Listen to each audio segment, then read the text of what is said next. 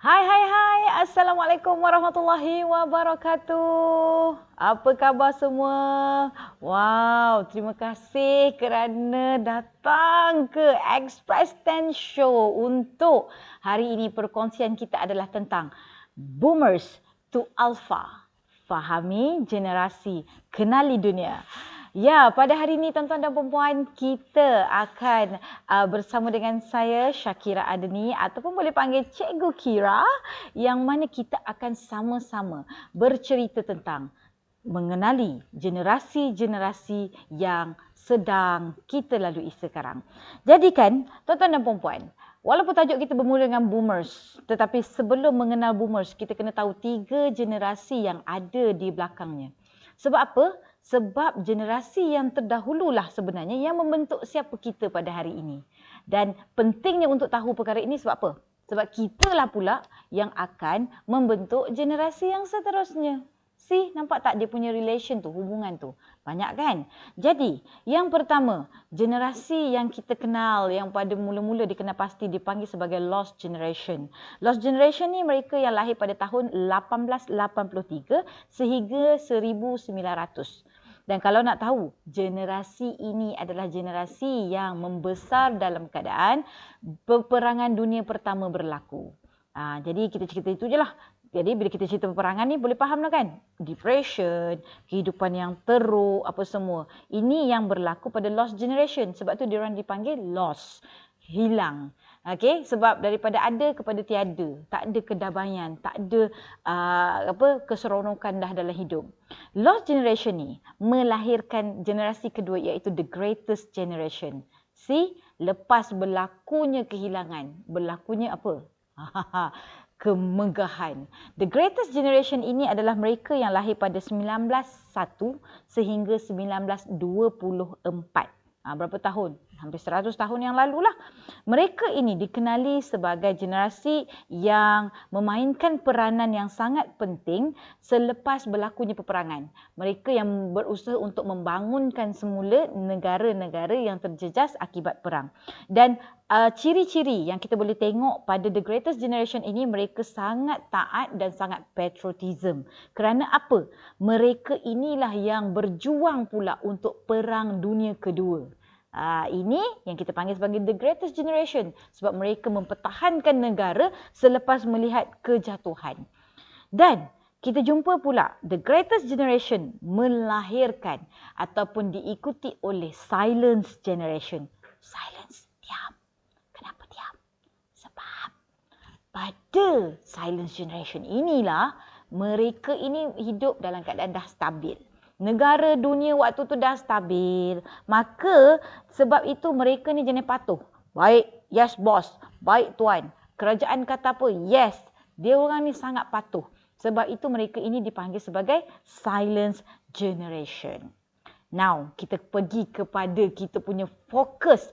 Sebab apa saya fokus kepada boomers? Sebab ini adalah zamannya yang mana orangnya masih ada lagi.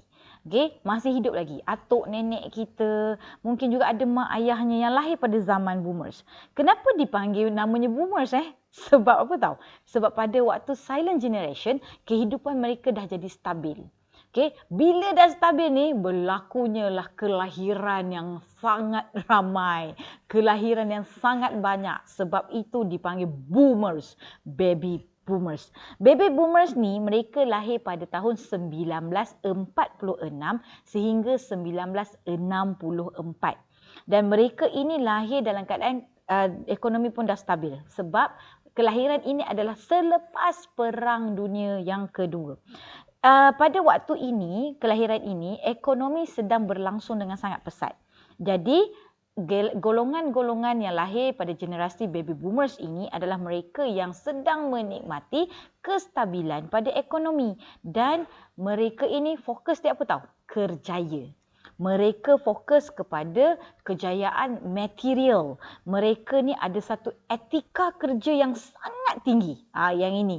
Dan mereka sentiasa fokus kepada kestabilan keluarga dan ekonomi. Ini cerita baby boomers. Nampak dia ada disiplin yang sangat kuat. Sebab apa? pada silent generation, mereka telah diasuh. Okay? Mak ayah mereka diasuh dengan cara untuk mematuhi dan sebagainya. Dan baby boomers ni lahir dalam keadaan yang stabil pula tu. Kan? Jadi, itu specialnya baby boomers. Baby boomers pula diikuti. Selepas baby boomers, kita bertemu dengan generasi yang seterusnya. Iaitu apa tuan-tuan dan puan? Generasi X. Okey, saya pasti yang menonton ni pun ada datang daripada generasi X. Kalau ada, angkat tangan, angkat tangan. Apa tu pun komen kat situ. Saya. Generasi X. Okey, adalah mereka yang lahir pada tahun 1965 sehingga 1979.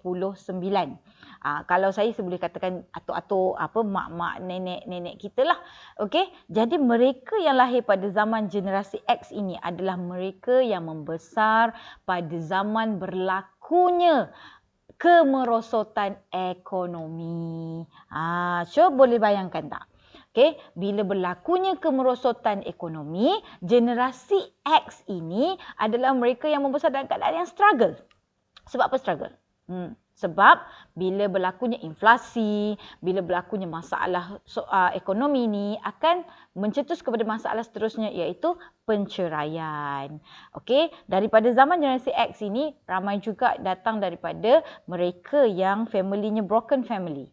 Jadi bila kita datang daripada broken family, cuba bayangkan apa yang berlaku. Kita akan lebih berdikari, kita akan lebih lebih rasa macam hidup ni aku kena kuat. I have to struggle, okay? Struggle. Jadi kan, generasi X ni adalah mereka yang sangat independen dan praktikal dalam kehidupan mereka. Dan mereka ni juga, ada juga generasi X ni yang dia ada skeptical terhadap kerajaan. Dia ada skeptical thinking dalam institutional, traditional. Dan mereka ini, sebab apa tahu? Sebab mereka ni membesar dalam keadaan tidak stabil.